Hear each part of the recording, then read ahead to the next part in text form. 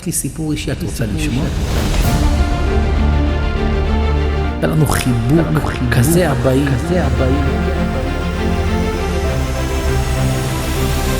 גופות מרופשות.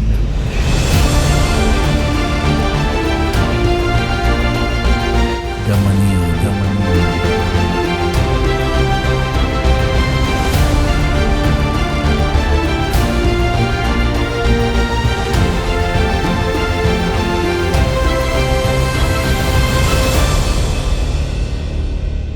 הייתה איזו נערה צעירה, קראו לה מיכל.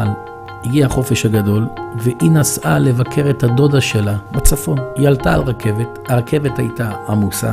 באחד הקרונות היא ראתה מקום ליד איזו אישה קשישה נחמדה.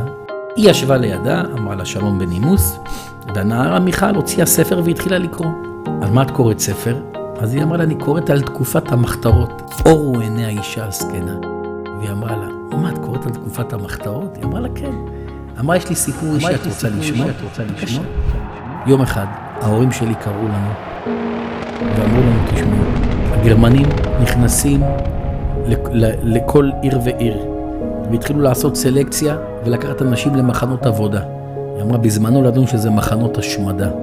והיא אומרת, ואמא שלי מיד הכינה לנו כל אחד תיק עם אוכל, וחיבקה אותנו חיבוק גדול, ואבא שלי לקח אותנו לעבר היער, אותי ואת אחותי. והוא נתן לנו חיבוק כזה אבאי, חיבוק היה חם היה כיף, חיבוק של אבא, ואני בטוחה שגם אחותי הרגישה כך.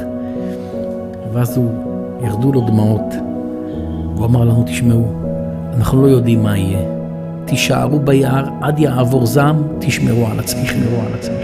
הוא הוציא טיליון, והוא נתן לבת הבכורה, ונתן עוד טיליון עם שרשרת לבת השנייה. הוא אמר לה, בטיליון הזה, יש תמונה של המשפחה.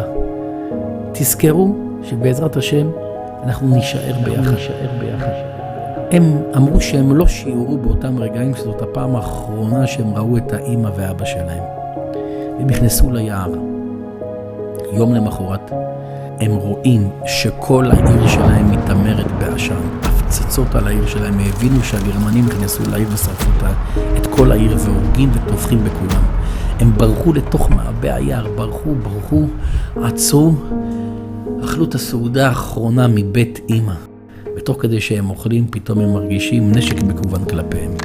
הם מרימים את הראש והם רואים שני חיילים, מכוונים כלפם נשק. אבל הם בהתחלה נבהלו, אבל אחרי כמה דקות הם התעשתו, כי הם ראו שזה לא חיילים גרמניים, זה היו פרטיזנים. שאמרו להם מה אתם עושים פה, והם סיפרו להם, אמרו להם, טוב, תצטרפו אלינו. לקחו אותם שתי החיילים הפרטיזנים האלה שהיו גויים, היה להם מחנה בתוך היער. אחרי כמה ימים הפציצו את היער בהפתעה. הם ידעו, הגרמנים, שיש לוחמים בתוך היער, והם הפציצו את היער.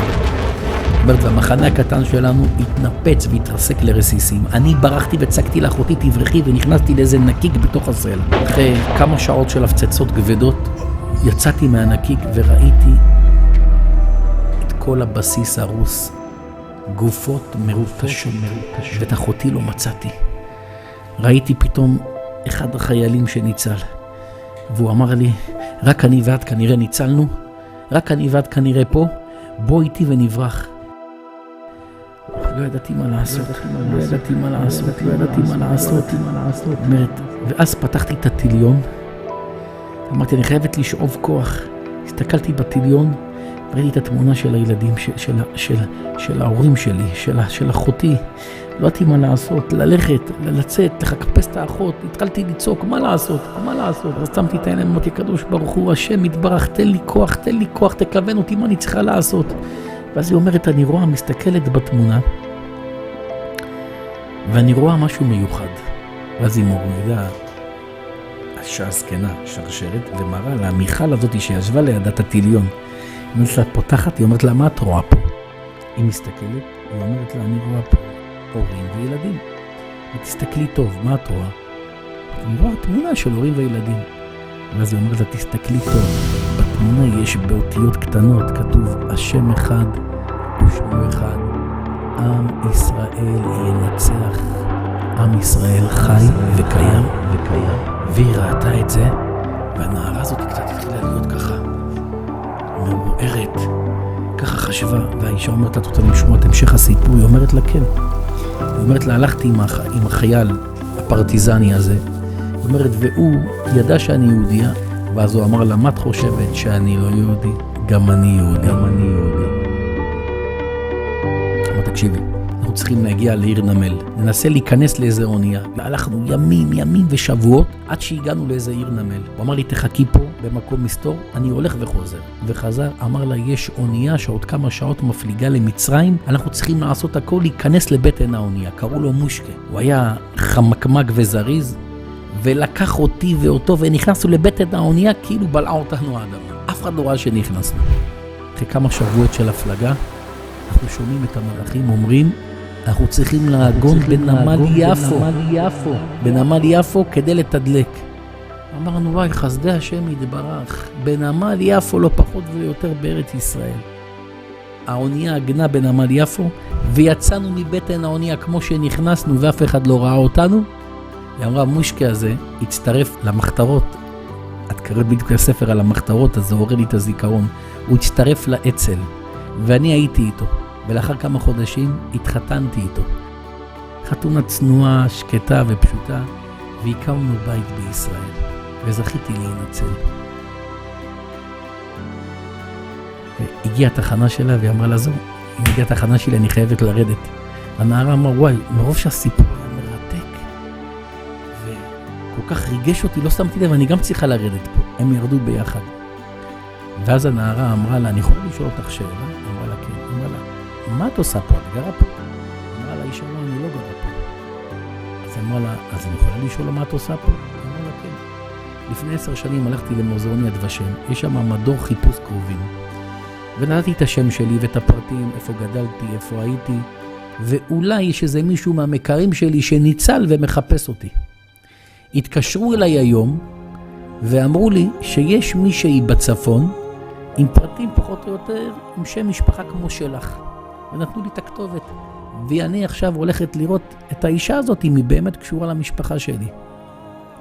היא אמרה לה, את יכולה להראות לי את הכתובת? היא אומרת לה, בבקשה. היא מסתכלת, היא אומרת לה, את יודעת איפה זה? היא אמרה לה, כן, אני יכולה לקחת אותך. הם הלכו לעבר, צעדו לעבר הכתובת, הגיעו לאיזה בית קרקע.